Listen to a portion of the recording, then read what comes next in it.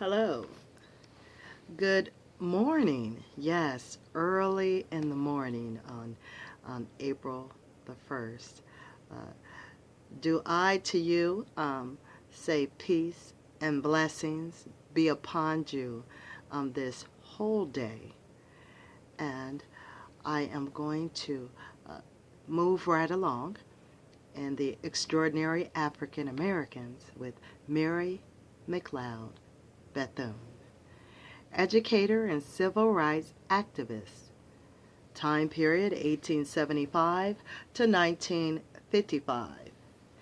And in 1904, Mary McLeod Bethune left home with $1.50 in her pocket and a dream of establishing a school for African American children. A few months later, she made a down payment on a former garbage dump in Daytona, Florida, where she set up the Daytona, Florida, where she set up the Daytona Normal and Industrial School. Tuition was 50 cents a week, and the student body consisted of 5 girls and Mrs. Bethune's son, Albert. Within 2 years, there were 250 students at what later would become Bethune-Cookman College. Now, born in a small cabin near Maysville, South Carolina, Mary McLeod was the 15th of 17 children. She spent her childhood picking cotton and washing and ironing clothes. For 6 years, she walked 5 miles to and from school each day. And at night, she taught her brothers and sisters what she had learned. Mary studied hard. She won a scholarship to Scotia Seminary in Concord, North Carolina, and later went to the Moody Bible Institute in Chicago. Graduating in 1895, she became a teacher. 2 years later, she married Albertus Bethune. Back then, whites often called black women by their first names as a sign of disrespect. But Mrs. Bethune insisted on being addressed properly. Now, Mrs. Bethune organized concerts and wrote articles to raise money for her new school. She rode her bicycle to churches, clubs, and organizations asking for contributions. One day she asked a wealthy businessman, James M. Gamble of Procter & Gamble, for support. When he visited the small shack that was her classroom, he was shocked. "Where's the school?" he asked. "It is in my mind and in my soul," Mrs. Bethune replied. Gamble was so impressed by her reply that he donated $150. In 1935, Mrs. Bethune founded the National Council of Negro Women to work for the rights and opportunities of African Americans, especially women. That same year, President Franklin Roosevelt appointed her as a special consultant to the National Youth Administration, NYA, whose purpose was to provide employment and job training for youth.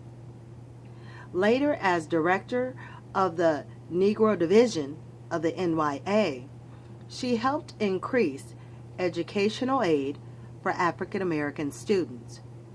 Mrs. Bethune also used her influence to secure a $500,000 grant for an African American housing project in Daytona and forced Johns Hopkins Hospital in Baltimore to hire African American physicians.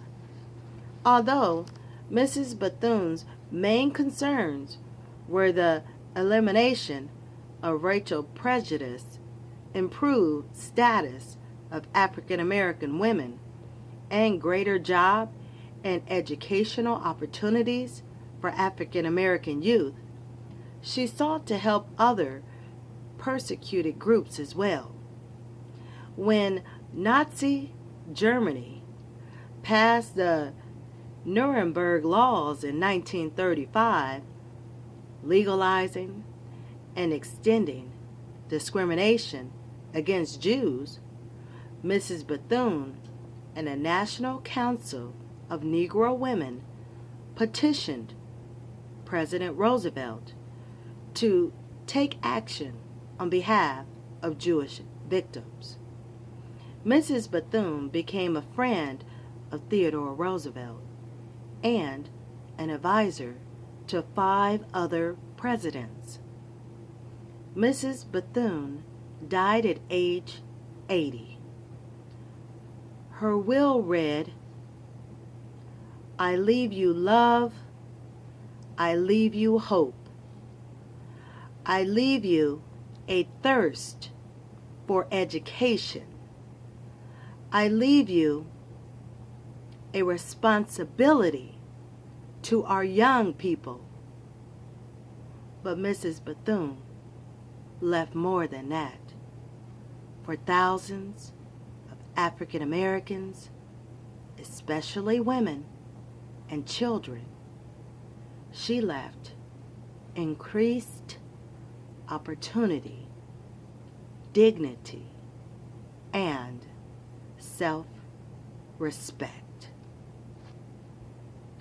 I'd like to thank you for your attention here on Poem Praise 2, as we just got through speaking of Mary McLeod Bethune. And I certainly, again, would like to thank you if you like what you're listening to while we're going through the extraordinary African Americans. Next in line, just to give you a little preview of the next extraordinary African American, is going to be W.E.B. Du Bois. And I want you to certainly have a blessed rest if you're still up and you're about to rest. And certainly be blessed until we speak again. And I will be talking with you soon. And until then, y'all, all right, later.